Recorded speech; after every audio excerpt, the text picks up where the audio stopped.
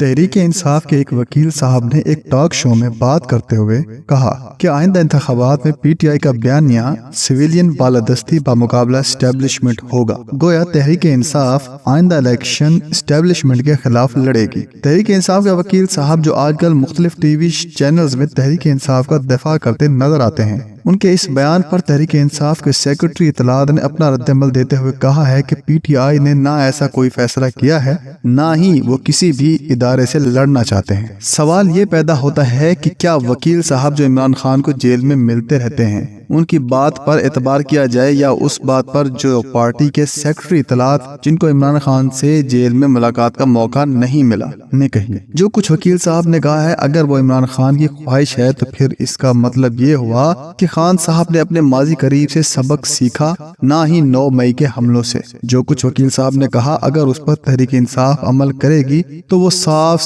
فوج کے ساتھ ایک نئی لڑائی لڑنے کی بنیاد رکھے گی۔ کیا تحریک انصاف اسٹیبلشمنٹ یا فوج کے ساتھ ایک نئی لڑائی لڑنے کی غلطی کر سکتی ہے؟ پہلے کی لڑائی سے کیا حاصل ہوا کہ انتخابات کے لیے ایک ایسے بیانے کی بات کی جا رہی ہے جو تحریک انصاف کو مزید مشکلات میں تو پھنسا سکتا ہے لیکن پارٹی کی موجودہ مشکلات کو کم نہیں کر سکتا۔ یہ بھی ممکن ہے کہ موجودہ تحریک انصاف میں بھی کچھ ایسے افراد موجود ہوں جو اب بھی اسٹیبلشمنٹ کے ساتھ لڑائی لڑنے کی خواہش مند، لیکن تحریک انصاف کو آئندہ انتخابات کے لیے ایسے رہنما کی ضرورت ہے جو فوج سے لڑائی کے بجائے موجودہ مشکلات سے پی ٹی آئی کو نکالے۔ اس کے لیے عمران خان کو بڑا فیصلہ کرنا پڑے گا۔ ایک نئی لڑائی کی بجائے تحریک انصاف کے مستقبل کو بچانے کی خاطر وہ خود کو کچھ عرصہ کے لیے پیچھے کر لیں۔ ویسے بھی خود عمران خان کو بھی یہ احساس ہے کہ نہ ان کی الیکشن تک رہائی ممکن ہے اور نہ ہی ان کو الیکشن لڑنے کی اجازت دی جائے گی۔ تحریک انصاف کے موجودہ مشکلات کی بڑی ذمہ داری عمران خان کے اپنے کندھوں پر ہے۔ عمران خان نے خود فوج مخالف بیانیہ بنایا اور اسے 1.5 سال خوب چلایا۔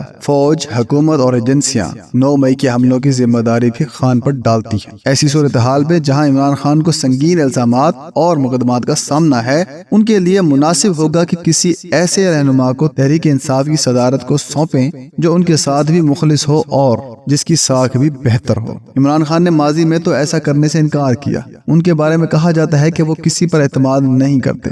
9 مئی کے بعد ایک موقع پر انہوں نے تحریک انصاف کے مستقبل کی لیڈرشپ کے حوالے سے مراد سعید کا نام لیا تھا، لیکن مراد سعید کو بھی انتہائی سنگین مقدمات اور الزامات کا سامنا ہے۔ وہ انڈر گراؤنڈ بھی ہیں کیونکہ ان کی گرفتاری کے لیے پولیس اور ایجنسیاں بے چین ہیں۔ موجودہ حالات میں تحریک انصاف کو الیکشن میں لیڈ کرنے کے لیے علی محمد خان ایک موزوں رہنما ہے جنہوں نے 9 مئی کے حملوں میں حصہ لیا، نہ کبھی اداروں کے خلاف بات کی۔ علی محمد خان اچھی شہرت کے مالک ہیں اور تحریک انصاف کے دوسرے کئی رہنماؤں کے برعکس اپنی سیاسی مخالفین سے بات چیت کے قائل ہیں اور سیاست کو دشمنی میں بدلنے کے خلاف ہیں۔ 9 مئی کے بعد علی محمد خان نے بڑی جرات سے کوئی 3-4 ماہ کی جیل برداشت کی، لیکن جب کئی بار ضمانتیں اور دوبارہ گرفتاری کے بعد انہیں رہائی ملی تو کسی سے کوئی شکایت نہ کی۔ رہائی کے بعد پاکستان کا جھنڈا اٹھایا اور اس نفرت کو بھی سپورٹ نہ کیا جس کا اظہار ہمیں تحریک انصاف کے سوشل میڈیا کے ذریعے ملتا ہے۔